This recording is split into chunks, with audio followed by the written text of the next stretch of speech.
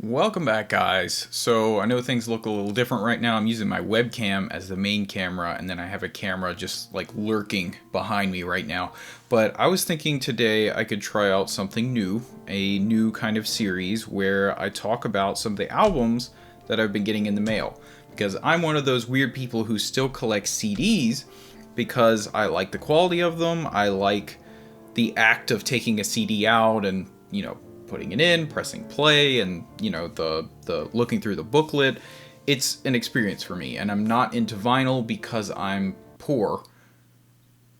But yeah, and also CDs are just easier to use like in a car if you still have a CD player in your car, which some of us still do. And so I was thinking I could give a quick review of each one, talk about what I thought about it, and maybe you guys could get some new recommendations, or you could recommend me some. Most of these are pretty popular. If you're new to my channel, I'm sort of into progressive metal. Lately, I've been sort of on that kind of kick. But I also like, more mainstream bands. Like one of my videos is about Coldplay. So, I can listen to a lot of different things.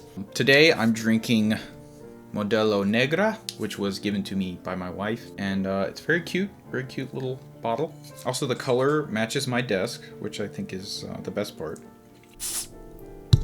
Did we get that on camera? That's actually pretty good. Yeah, I like that. Okay. So, first order of business today is Dessiderium. So this is a random Bandcamp find that I just happened to strike gold with. This album is called Aria, and it's only got 5 songs on it. It's more of a, it's part of that sort of black metal sounds, takes influence from black metal, but actually isn't black metal crowd, where it's like these, really washed out guitars that are really intense, and there's the blast beats, and this has a lot of good keyboard work in it, honestly. And I've never heard people talk about this album before. Like, this was new to me completely. I just randomly found it on Bandcamp and heard one song, and I was like, you know what, I'll go for it. And I've been very impressed by this. And then I found out when doing research for this video that it is just one man doing all of this. This is a solo project. So if you go listen to this, you will understand why that is impressive. And his name is Alex Haddad. I hope I'm pronouncing that right, but you guys know how bad I am. By the way, I'm going to be working more on the guide. Trust me, I'm not done with it. I've had 2 more episodes. I have the script written out and everything. Just don't worry. I'll do it. I promise. But yeah, and I was really impressed by the production, because the production is really good for something that was made by one person. I could literally use this to test headphones and speakers if I wanted to. That's how good it is. It's clean. It's crisp. It's got life to it. It's incredible. So inside, it's very basic, but I like it. Like, the album artwork fits the music perfectly. It's this beautiful, washed out, looks like paintings. The booklet's very nice to go through. It's got the lyrics in it. The font choices are nice. Everything's good. Go check this out and let me know what you think, because I was very impressed by this. And then there's this one, Between the Buried and Me. So this is Colors 2. This is the sequel to Colors 1. Most of you probably know, if you watch my videos, you probably already know, what a big impact Colors had on, I don't want to say all music, but, metal music, definitely. It was just a game changer when it came out.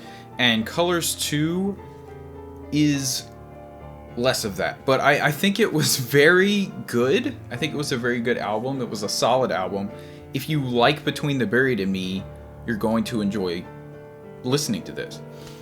This is hard for me, because when I really enjoy an album, the sparks are there and the words just come flowing out. And when, I feel less of that, it's really hard for me to objectively explain why. But Between the Buried and Me is always sonically incredible. If you've ever listened to a song of theirs and been like, this is boring, then you probably didn't have your headphones plugged in, because they are just always just going crazy. That's just it. They're just crazy. Okay. There were some cool moments in here where they had little circus music like they always do, and they had little breakdowns, a bunch of bass solos, which I thought was kind of cool. If we go in here, it's got a little paper cover to it that I'm going to tear apart as I'm trying to get it off. There we go. Okay, so it's got that sort of, skyscrapers, you know, abstract artwork on it that we saw in the original Colors artwork. I don't even think I looked at the booklet when I was listening to it, honestly. That was really hard to get out. Okay.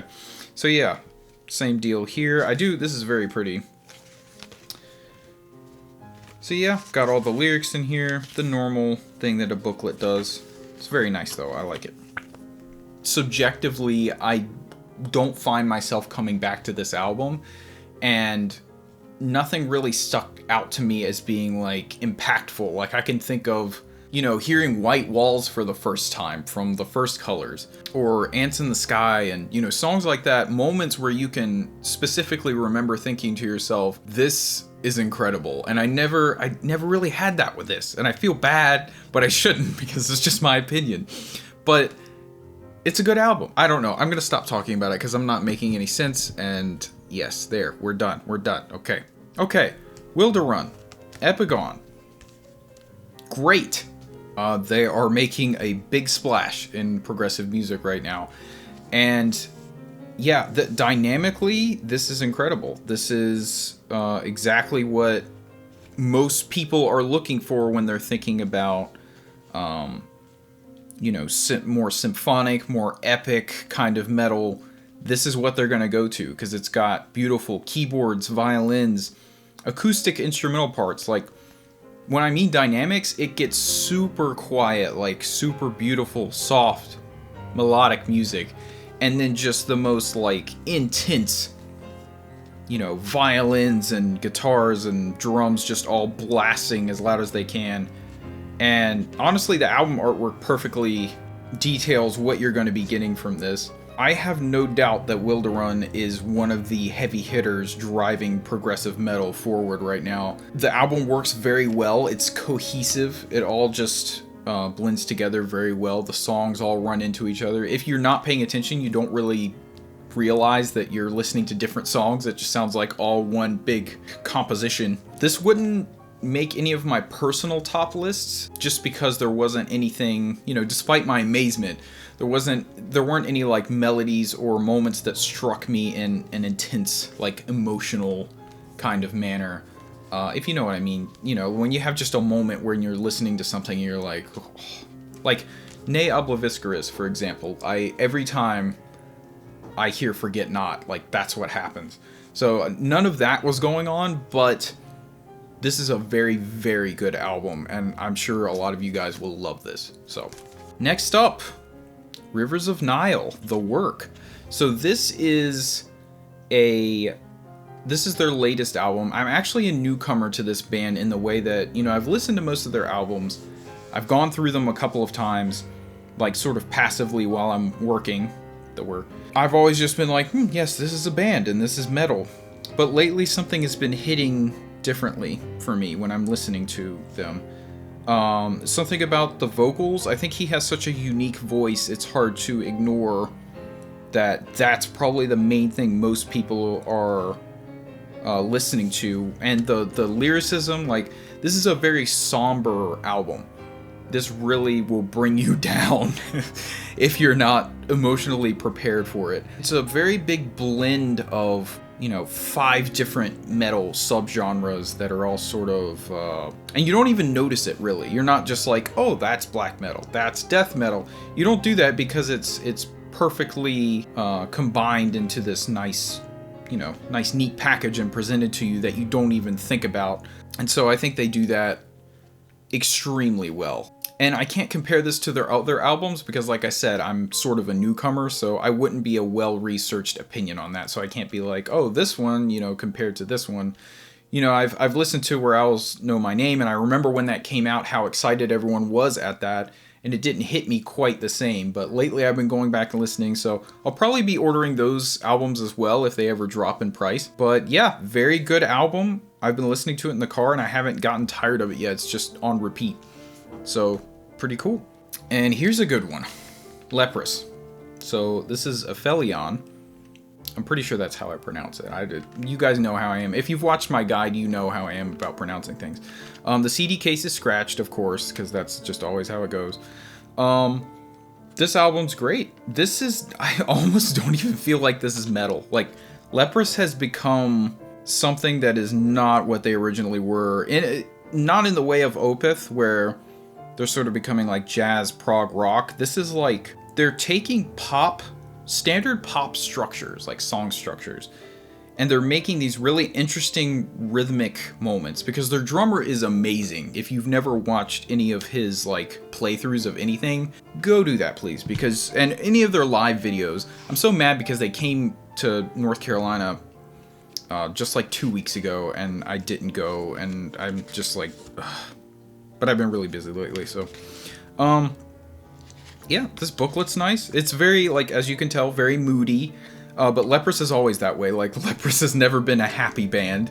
Yeah, I thought, when this, you know what's funny? The whole time this was playing, I was telling my wife, I wish he would go back and do just a few harsh vocals. And then we got to the last song. It's called Nighttime Disguise. And when we hit that, the build up to that point was immaculate. That's exactly what I was waiting for. And when it happened, I was freaking out. So, yes. Very good album. As the way it compares to their other albums, I almost can't say. You know, we've come a long way from White Poppy Syndrome, so they're still maintaining the aesthetic, the atmosphere that they always have. You know, they're still Leprous, but in a very, very different way, and some people might not like that. I enjoyed it. I enjoy all variations of Leprous so far. We'll see if that continues as they progress even further. So here's the last one. I had another one that was coming in the mail. I think it arrived today, but I haven't gotten around to listening to it yet, and so that'll be for another video. This is LLNN Unmaker. So the other ones are ones that you've probably already heard of, so you already knew those were coming, but this one is sort of another out of left field one. No booklet with this, all the lyrics are written inside. But yes, the word to describe this is crushing. That's the word, because that's what I always think of. This is heavy, this is powerful, it's intense. It's, as you can tell, and I mentioned this in the guide, they're very heavily influenced by sci-fi. And you can tell when listening to it, like, if I was making a movie, I would have these guys doing it. I would have these guys do the soundtrack, because they scratch that sort of cinematic itch that I think a lot of bands don't do, where it's like, oh, we're listening to music right now. With this band, it's like, we're listening to cinema. I don't know. I'm listening to, like, an experience. And it is very intense. It does get, you know, quieter, have some quiet moments, has some big build-ups, but overall, it's a very intense experience. Maybe take a few breaks while listening to this album. Very, very powerful. Maybe one of the heaviest albums I own, honestly. And so that's it for today. That was only, what, 6 bands? Yeah.